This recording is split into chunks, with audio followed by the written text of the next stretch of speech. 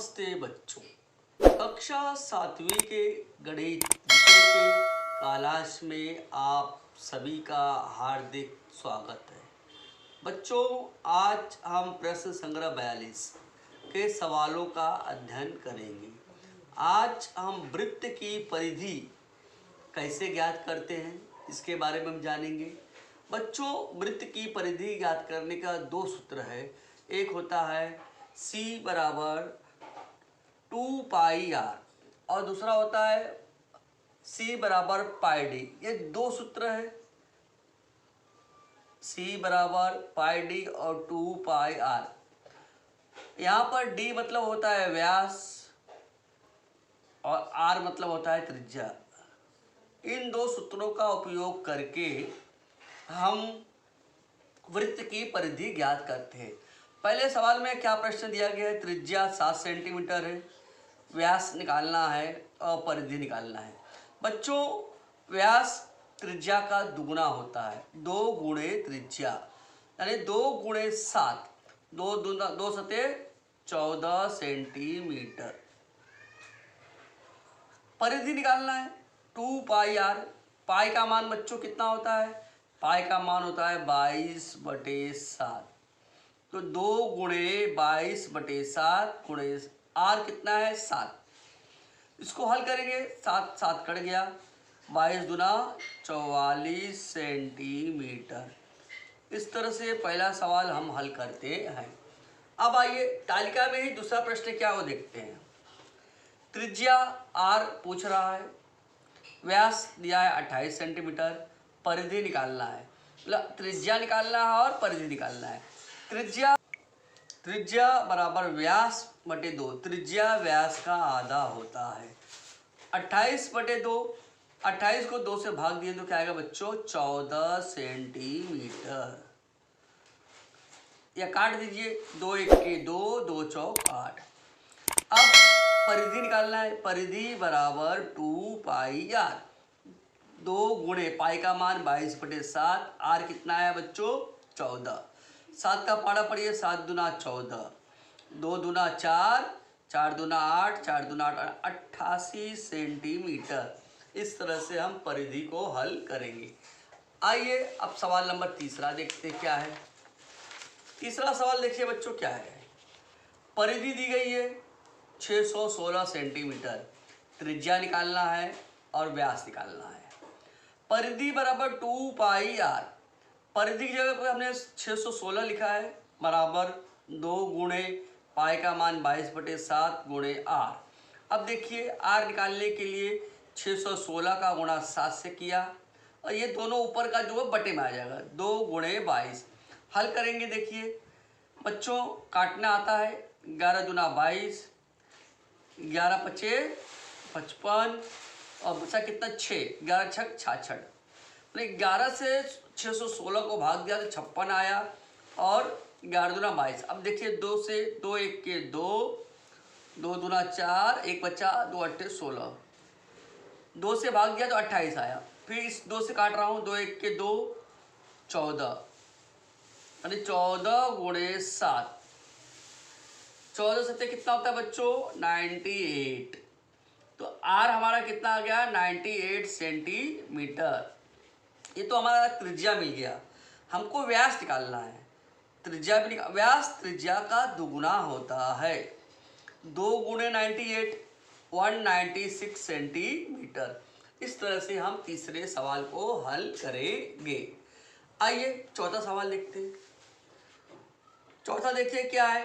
परिधि 72.6 सेंटीमीटर, त्रिज्या ज्ञात करना है और व्यास ज्ञात करना है। सूत्र वही हमने यूज किया है, परिधि बराबर 2 पाई आर। परिधि कितना है? 72.6 बराबर 2 गुणे 22/7 गुणे आर। आर का मान निकालने के लिए 72.6 का गुणा किससे किया है? 7 से किया है, बटे 2 गुणे 22। अब इसको हल करना है। देखिए कैसे हल करता हूँ। अब देखिए 2 से भाग दिया पहले मैंने, 2 तिहाई 6, 2 छंग 12, 2 अट्ठे 16। अब इसको फिर 11 से भाग दिया, 11 दूना 22, 11 तिहाई 33, कितना बचा है? 3 बचा, लेकिन यहाँ पे भाग नहीं जाएगा। देखो पहले 2 तिहाई 6, 2 छंग 12, 2 तिहाई 6, यहाँ 3 आएगा 36.6, 36.3। फिर 2 से भाग दे रहा हूँ, 11 दूना 22, 11 तिहाई 33, 11 तिहाई 33, 0.3, मतलब अब यहाँ पे क्या बचा आपके पास, 3.3 गुणे 7/2 गुणा कर दीजिए, 7 21, 7 21 2, 23.1/2, 23.1 को 2 से भाग देंगे तो 11.5 आएगा। अब देख लीजिए, हमको व्यास भी बाकी है। व्यास त्रिज्या का दुगुना होता है, 2 गुणे r, 2 गुणे 11.5, 11.5।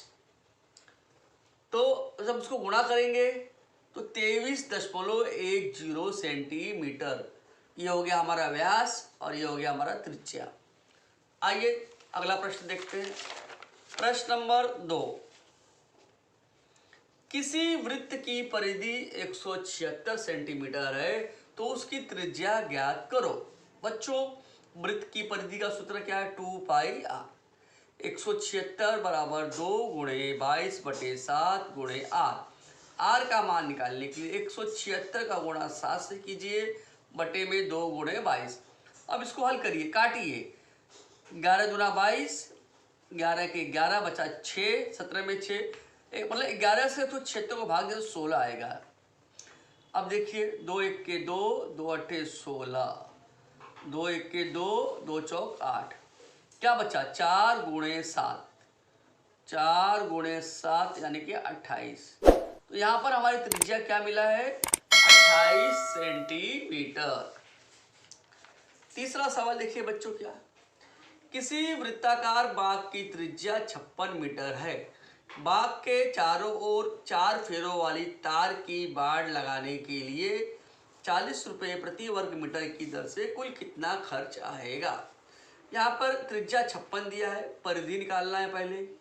परिधि का सूत्र है 2πr, 2 गुणे 22/7 गुणे 56, 7 1 के 7, 7 8 56, यानी 2 का गुणा 22 से करो, 22 का गुणा 8 से करो, तो क्या आएगा बच्चों, 352। 2 गुणे 22 गुणे 8 यानी 352 सेंटीमीटर। ये हमारा परिधि आ गया है, सी। अब बाग के चारों ओर 4 फेरों वाली तार की बाड़ लगवाने पर बाग की कितनी परिधि, हम 4 फेरे लगाना है। बाग के एक परिधि का 352 है, 4 फेरे लगाना है, 352 गुणे 4, 4 दूना 8, 4 पंचे 20, 4 तिहाई 12 और 2 14, 1408 सेंटीमीटर, इतना हमको फेरे लगाना है। और 40 रुपये प्रति वर्ग मीटर की दर से कुल खर्च कितना होगा, 1408। ये जो मीटर है, सेंटीमीटर नहीं आएगा, मीटर है, ये भी मीटर है, तो 1408 गुणे 40, 1408 गुणे 40 गुणा करेंगे तो 56,320 रुपये आएगा। कुल खर्च कितना आएगा बच्चों, 56,320 रुपये।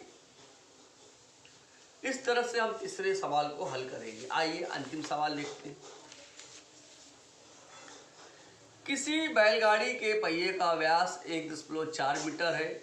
उस बैलगाड़ी को 1.1 किलोमीटर दूरी तय करने पर उस पहिए के कितने फेरे होंगे। पहिए का व्यास 1.4 मीटर है। त्रिज्या निकालेंगे, त्रिज्या व्यास का आधा होता है। 1.4 को 2 से भाग देंगे, 0.7 मीटर। अब यहाँ पर परिधि निकालेंगे पहले, 2πr, 2 गुणे 22/7 गुणे 0.7, आर है 7 1 के 7, 0.1, 22 दूना 44, 44 गुणे 0.1 तो 4.4 मीटर। अब बच्चों 4.4 मीटर दूरी तय करने पर पहिए का एक चक्कर पूरा होता है। अब यहाँ पे क्या पूछ रहा है, उस बैलगाड़ी को 1.1 किलोमीटर, 1.1 किलोमीटर को पहले मैंने मीटर में कन्वर्ट किया, तो 1.1 किलोमीटर गुणे 1000 तो 1100 मीटर। तो कितना हो जाएगा बच्चों, 1100 मीटर। अब पहिए का कुल चक्कर कितना होगा, तो कितना अंतर है, 1100 मीटर है, और परिधि कितना है 4.4 मीटर। अब 1100 बटे 4.4, दशमलव हटाना है तो ऊपर हमने 10 कर दिया, 44 कर दिया। अब देखिए हल करिए, 11 के 11, 11 चौक 44, 100 हो गया। ये 100 को 4 से भाग दीजिए तो कितना हो जाएगा बच्चों 25, तो 25 गुणे 10 यानी 250 फेरे। कितने फेरे होंगे बच्चों? इस तरह से बैलगाड़ी को 1.1 किलोमीटर दूरी तय करने पर उस पहिए के 250 फेरे होंगे। बच्चों इस तरह से इस प्रश्न संग्रह का सवालों का हमने अध्ययन किया। आज के कालांश को यही समाप्त करते हैं। धन्यवाद बच्चों।